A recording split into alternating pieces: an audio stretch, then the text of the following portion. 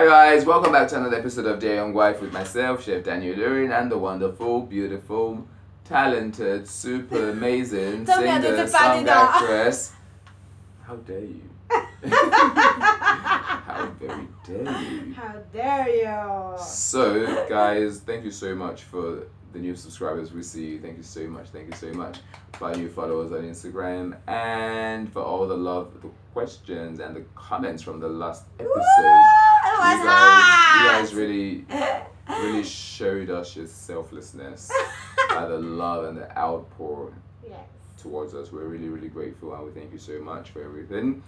So today we're talking about something a bit common, a bit scary in relationships and marriages. Well, in marriages, but you sort of go from the relationship, you sort of go from the friendship to the relationship, to the courtship, to the marriage, and we're talking about partners that can be partners that well, it has to be a change for me. Partners that change and go into this sort of what's the word? Domineering, dictatorship, sort of character. For me as a man. But they didn't start out like that. But it didn't start out like that. Okay, so I mean, if it started like that, and then it's something that I know. Okay, so if I'm going to get married, and my wife is a bit domineering, and I know for 100% sure that that's a trait, that's an attitude, that's personality that I can't get married to. For example, I wouldn't then get into an oversight or forgetting about that attitude of hers and then getting married to her, and then a year or two into the marriage I'm like, oh, I can't take this anymore. She's domineering. Well, the first question I'm going to ask myself is, was she domineering before you married her? And normally the answer is yes, it will be there. However, we do know that people do change as well, and the man you thought you married is not the man, or the woman you thought you married is not the woman. So let's go from the other spectrum of what, because my answer to that, or my statement to that, or my opinion to that is, well, if he's domineering, don't marry him in the first place. But when you probably have married already, and then you're seeing a different side, maybe, for instance, you married this guy, and you guys have been friendly, and you had this dynamic between you two that it was more friendship. And then you get into the marriage, and then he's like, sit down there, shut up. Oh, whoa. That's abuse. You're not going Don't out. talk when I'm talking. Let me think of other women should like maybe his friends come over, and then you're trying to contribute to what they're saying, and he was like, your place is not here. Your place is in the kitchen. And you didn't see all this before you married. Exactly. So what do you do? I mean, this is a tricky one, because if you saw those traits, so my question is, if you saw those traits, would you have married the No, person? of course not. Especially when your personality doesn't go well. Because my personality, for instance, don't go well with the dictatorship, ship and all of that stuff.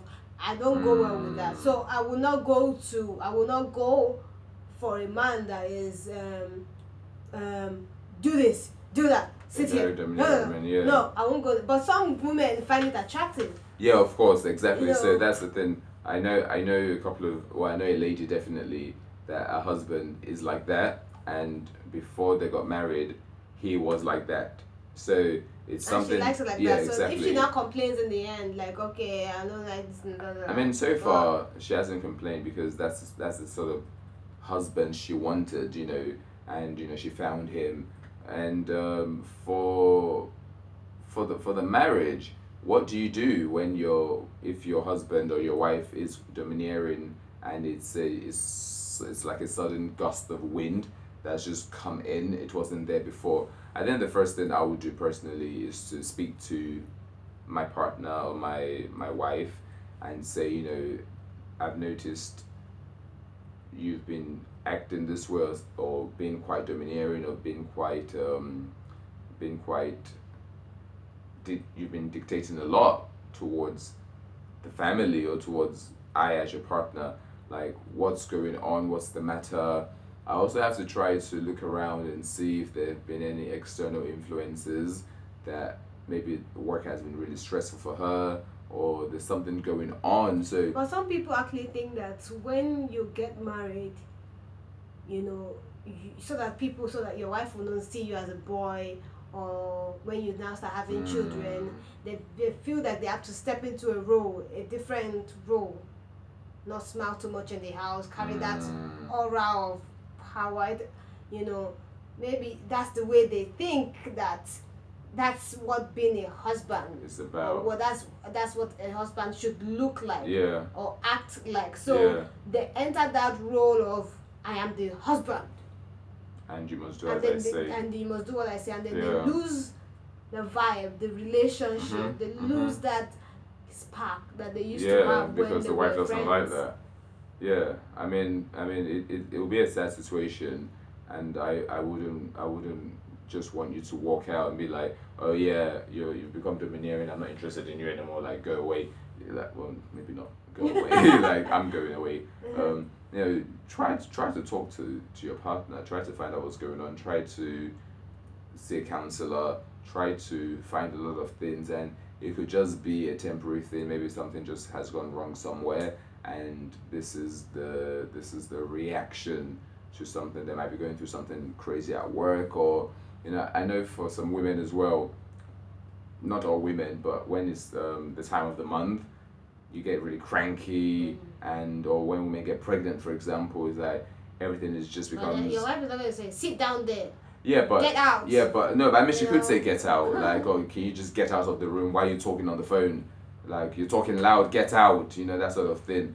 But I always talk on the phone like this. Why is it now different? Well, actually, hormones are everywhere at the moment. She's pregnant. Things are going. Oh, the guy is broke. Or I yeah, hear that exactly. when guys are broke, they become very touchy. I don't know. cranky. I don't know about that. Like, But I hear that often that when men are broke, they start to get very touchy, very angry, very. Yeah, maybe that comes from a place to of get cranky. feeling insecure and not being able to sort of be the provider that you're meant to be, that he's meant to be, sorry, and sort of it's almost like a defense mechanism that he just gets cranky because he wants that to be the last request.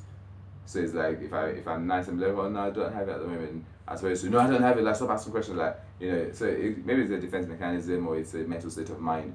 So go on. So what if yeah, that's an instant. But what if? Because I've had like a couple of people tell me that my husband has completely changed from who I married. As in, absolutely, it feels like I'm with a different person. Like, where is this person from? I think if has been a constant thing for the first 5 years of your marriage. Or the change. That change. That Yeah. You never knew. Yeah. See, for me, it's a scary transition when you go from being single to being a couple, and go from being a couple to from being single to being in a relationship, and then from from a relationship to a marriage. Because let me give you an example. At the moment, I live alone. I don't have any children here. All of a sudden, we get married. So you know me. You've known me for the past 2 years, 3 years. We go out. I go home. You go home. We spend 1 or 2 nights together here and there. But you've never really lived. You've never lived together, and then I might change a little bit because you've changed me.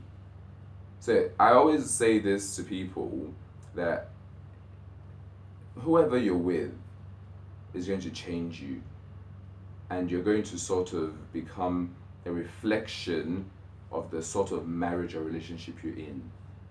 Well, what I think is, like I said, I always said, because I had a conversation with someone, Yeah. and he told me this. I think I mentioned it a couple of episodes ago, Mm-hmm. and he said that women, the problem that he has with women is that, especially single women, is that they have that their 2 years, 3 years marriage goal, and within that goal, you already have like, okay, this guy has money, okay, he has a good job, okay, he can take care of me, yes, okay.